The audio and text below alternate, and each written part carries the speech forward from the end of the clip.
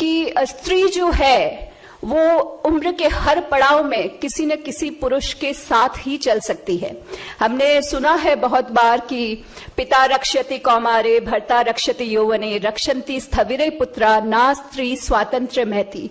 स्त्री कभी भी स्वतंत्र नहीं हो सकती है। तो जब मैं अपने लिए स्टैंड लेती हूं तो मैं अपने लिए स्टैंड नहीं लेती हूं, इस देश भर की उन सभी बेटियों के लिए स्टैंड लेती हूं जो कहीं न कहीं किसी चाइल्ड मैरिज के शिकंजे में फंसती जा रही है, जिन्होंने बचपन से ताना सुना है कि पढ़ाई करवा के क्या कर लोगे, दहेज का बोझ समझा जाता है जब दो बेटियां पैदा हो जाती है। आप टकराएंगे, हारेंगे, बिखरेंगे, बट फिर उठेंगे और फिर निश्चित तौर पर निखर कर सामने आएंगे। बिना पैसे खर्च किए घर बैठे कमाए 1500 रुपए प्रतिदिन। बस डाउनलोड करें बैंक साथी ऐप। फ्री ट्रेनिंग लेकर कमाना शुरू करें। बैंक साथी से जुड़कर 15 लाख लोगों के सपने हुए पूरे। अब बारी है आपकी।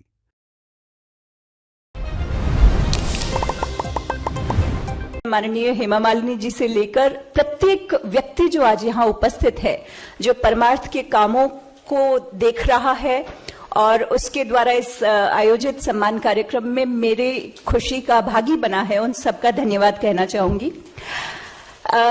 मुझे कहा गया था कि मैं अपने बारे में कुछ बताऊं। मुझे कहा गया था कि मैं अपनी जर्नी शेयर करूं आप लोगों के साथ। ये जर्नी वैसी ही है जैसी भारत के किसी एक छोटे से गांव में जन्मी किसी लड़की की होनी चाहिए। मैं राजस्थान में नागौर में जायल तहसील है एक, उसके कठौती गांव में पैदा हुई हूं और मेरे जन्म के 1-1.25 साल बाद मेरी छोटी बहन का जन्म हुआ। आप में से बहुत सारी महिलाएं और इवन पुरुष भी मुझे मालूम है जो राजस्थान में है, जो राजस्थान से आए हैं, वो जानते होंगे कि किसी परिवार में एक के बाद दूसरी बेटी का जन्म लगातार हो जाए तो माँ बाप पर क्या बीतती होगी, और माँ बाप से ज्यादा उन सभी रिश्तेदारों पर जो ये मानकर चल रहे होंगे कि हम दोनों बेटियां हमारे माता पिता पर एक बहुत बड़ा बोझ है, क्योंकि दहेज देना पड़ेगा, शादी और सारी जिंदगी। इनफैक्ट मैं जब पढ़ाई कर रही थी तब भी मैंने हमेशा ये सुना कि 10वीं कर लिया अब शादी कर दो, 11वीं कर लिया अब शादी कर दो, 12वीं कर लिया अब शादी कर दो। आप में से जो भी नागौर को जानते हैं, बालिका वधू की कहानी इनफैक्ट जैतसर गांव पे है जो नागौर और जोधपुर के बॉर्डर पे है।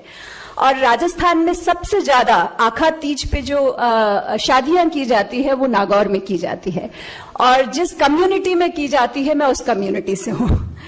और मेरे सभी कजिन्स, मेरे सभी मामा जी के बच्चे, चाचा जी के बच्चे, ताऊ जी के बच्चे, सबकी शादियां 18 से पहले हुई थी। ऐसी परिस्थिति में मेरे माता पिता ने जब यह निर्णय लिया कि 10वीं कर लिया फिर भी पढ़ती रहेगी, 12वीं कर लिया फिर भी पढ़ती रहेगी, ये आसान नहीं था, बिल्कुल भी आसान नहीं था। इनफैक्ट अक्सर सुनने में आता था, रिश्ते नातेदार कहते थे शादी नहीं कर रहे हो, पढ़ा रहे हो, कलेक्टर एसपी बनाओगे क्या।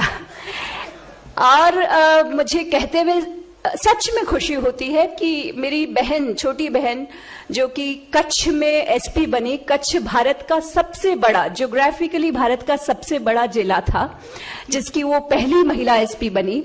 और मैं अभी जिस जिले में कलेक्टर हूं वो लोक संख्या की दृष्टि से भारत का सबसे बड़ा जिला है। ये बात कहने के पीछे एक्चुअली कोई ऐसा कुछ इंटेंशन नहीं है कि मैं कुछ मोटिवेट करना चाहती हूँ वगैरह वगैरह, बट मुझे कहा गया था कि मैं बताऊं, क्योंकि कई बार ऐसा होता है कि हम में से बहुत सारी महिलाओं को लगता है कि अगर हमने ग्रेजुएशन कर लिया तो काफी है, हमारी शादी हो गई अच्छे परिवार में तो काफी है, नौकरी लग गई अच्छी तो काफी है, बच्चे हो गए तो काफी है। मैंने रिजर्व बैंक ऑफ इंडिया में 5 साल नौकरी की, मेरी शादी हुई, रिजर्व बैंक ऑफ इंडिया में ही मेरे हस्बैंड काम करते हैं, बेटा हुआ, उसके बाद मैंने यूपीएससी की तैयारी की और उसके बाद मैं यहाँ आप सबके सामने खड़ी हूँ।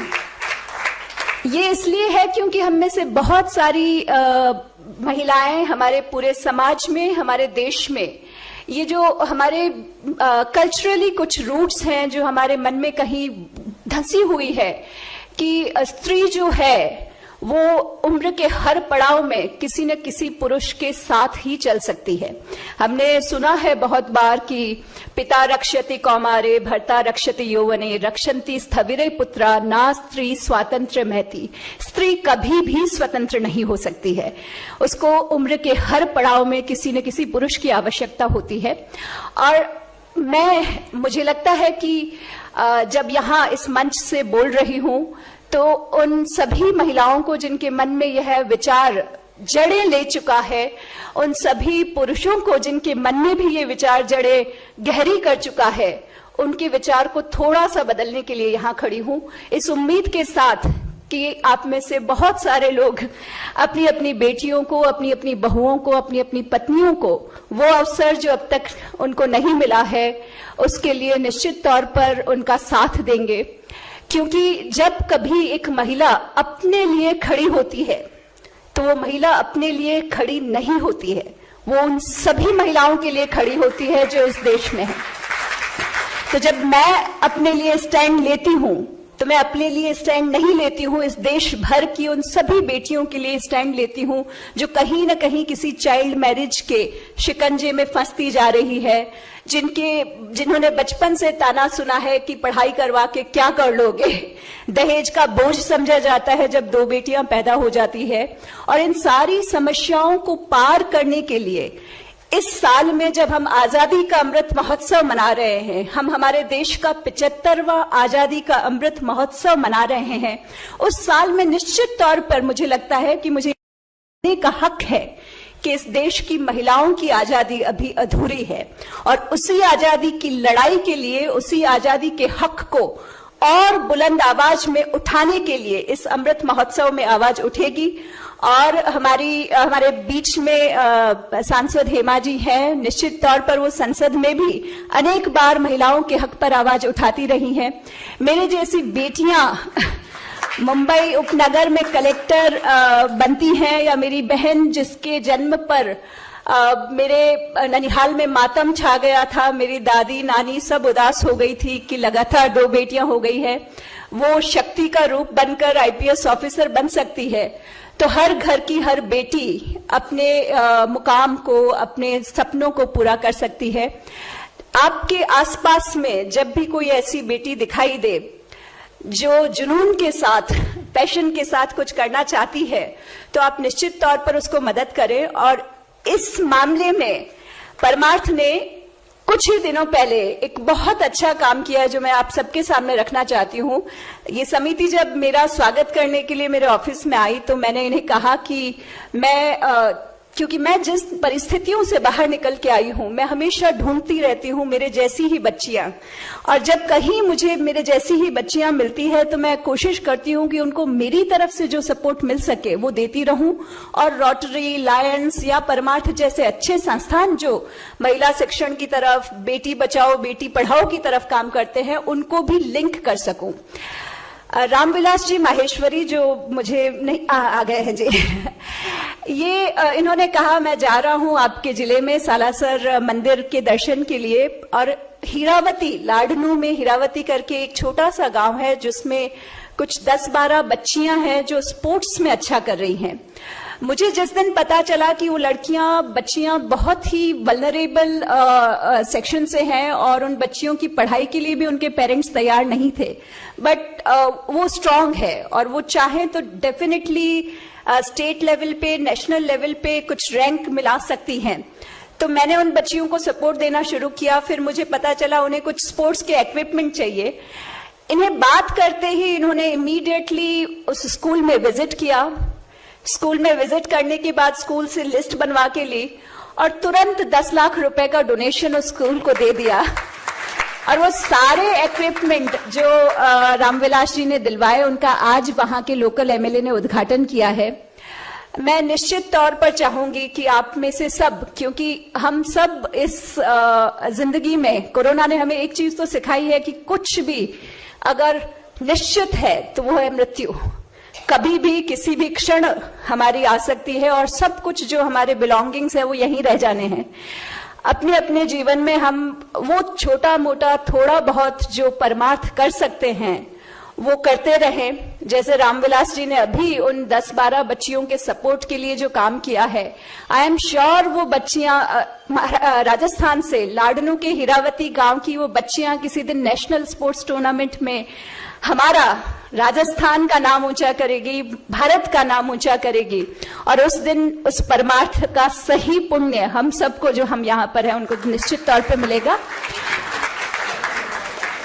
महिलाएं जो कई बार कंफर्टेबल सिचुएशन मिलते ही आराम होता ही है। मैं रिजर्व बैंक में काम करती थी, कभी कोई नेता नहीं देखा, कभी कोई जनता नहीं देखी, कंफर्टेबल सैलरीज, अच्छे ऑफिसेस, अच्छे एरियाज में रहती थी। फिर भी मैंने आईएएस का चुनौतीपूर्ण करियर क्यों चुना? चुनौतीपूर्ण करियर चुनना या जिंदगी में चुनौतियां चुनना अपने आप में बहुत आनंददायी है, इसलिए चुना। मैं खास तौर पे कहना चाहूंगी कि डरिए मत, रिस्क लेने से डरिए मत कि क्या हो जाएगा, हार जाएंगे क्या, फेल हो जाएंगे क्या, टकरा जाएंगे क्या, बिखर जाएंगे क्या। ऐसा नहीं होता है। आप टकराएंगे, हारेंगे, बिखरेंगे, बट फिर उठेंगे और फिर निश्चित तौर पर निखर कर सामने आएंगे। इसलिए एक ही जाते in fact I have spoken too much, मैं एक छोटा सा शेर बोलना चाहूंगी। नशेमन नहीं तेरा, नशेमन नहीं तेरा कस्र सुलेमानी के गुंबद पर। इसका मतलब है कि आपका आशियां, आपका रहने की जगह जो है वो किसी महल का गुंबद नहीं है। नशेमन नहीं तेरा कस्र सुलेमानी के गुंबद पर, तू शाही है, तू बाज है, तू शाही है, बना आसियां पहाड़ों की चट्टानों में। तो आप सब पहाड़ों की चट्टानों में जीने के लिए बनी हैं। आप चुनौतियां सहन कर सकती हैं, चुनौतियों के पार विजयी हो सकती हैं, यशस्वी हो सकती हैं।